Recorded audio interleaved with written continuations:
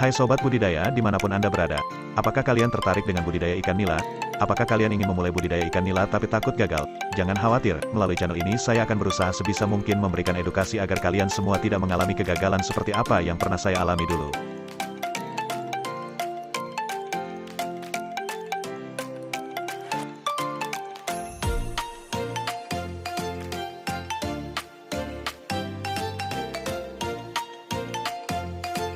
Di kesempatan kali ini saya akan menceritakan sedikit pengalaman saya tentang kesalahan-kesalahan yang seharusnya tidak terjadi di dalam budidaya ikan nila ini. Kenapa saya katakan seharusnya tidak terjadi? Mungkin bukan saya saja yang pernah mengalami yang namanya korban YouTube. Banyak channel-channel YouTube yang membagikan cara-cara budidaya ikan nila ini yang membuat kita semua tergiur, tetapi setelah dicoba ternyata zonk alias berlawanan dari apa yang kita harapkan. Maka dari itu, melalui channel ini saya akan mencoba sebisa saya untuk memberikan wawasan bagi sobat pemula yang tertarik dengan budidaya ikan nila dan gurame. Gak perlu berlama-lama, mari simak video berikut. Kesalahan pertama yang pernah saya alami dulu adalah fermentasi air kolam. Di sini saya akan meluruskan atau membahas sedikit tentang apa sih fermentasi itu, kenapa fermentasi ini dilakukan dan apa tujuannya.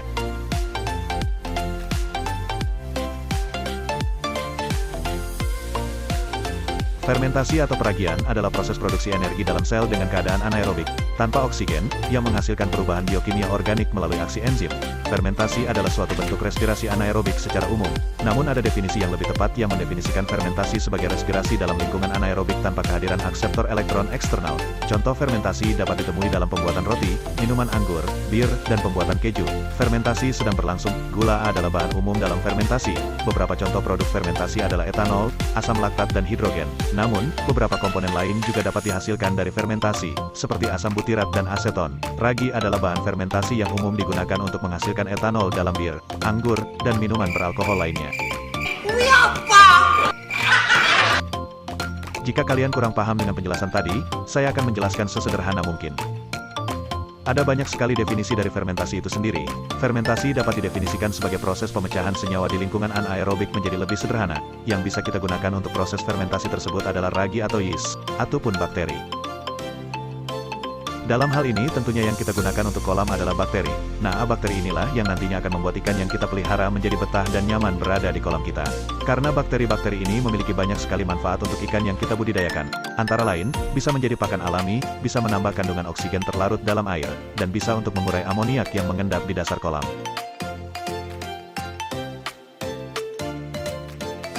Jika bakteri-bakteri ini bisa tumbuh di dalam kolam kita, maka presentasi kehidupan ikan yang kita budidayakan akan meningkat, dan ini sudah saya buktikan di kolam gurame saya ya sob.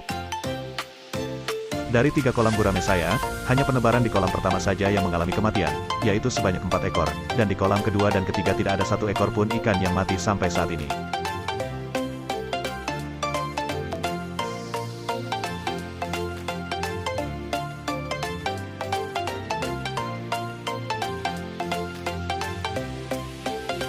Lalu bagaimana cara menumbuhkan bakteri-bakteri ini di dalam kolam kita?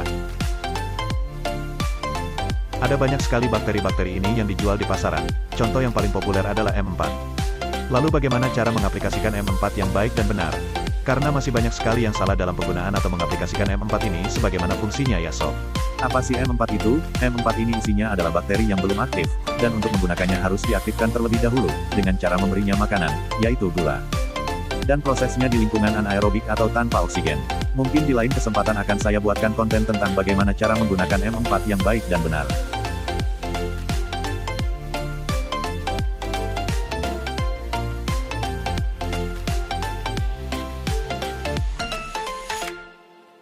Karena minimnya pengetahuan tentang bagaimana menyiapkan air yang benar, alhasil setelah saya tebar benih, banyak sekali ikan nila saya yang mati di awal penebaran. Pada saat itu saya tebar benih nila merah sebesar jari telunjuk sebanyak 200 ekor.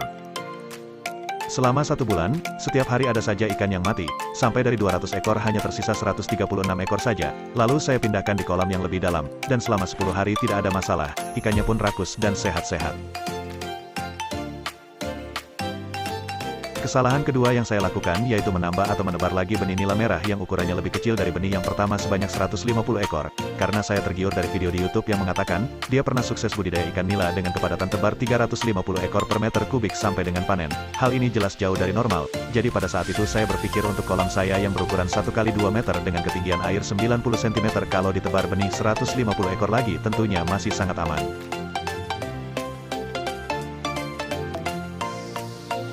Dan disitulah berbagai macam masalah yang terjadi pada ikan saya setelah berjalan kurang lebih 2 bulan.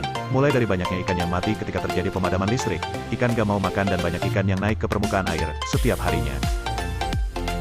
Di video sebelumnya, saya sudah membahas tentang berapa tebar yang ideal untuk ikan nila di kolam dengan sistem konvensional, ras dan bioflok. Jadi yang belum menonton, silakan klik link yang ada di deskripsi video ini atau kalian bisa klik di layar akhir dari video ini ya sob.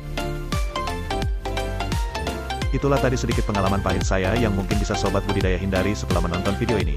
Jika ada tutur kata yang kurang berkenan dari saya mohon maaf yang sebesar-besarnya. Cukup sekian dulu video kali ini dan yang sudah mendukung channel ini, saya ucapkan terima kasih.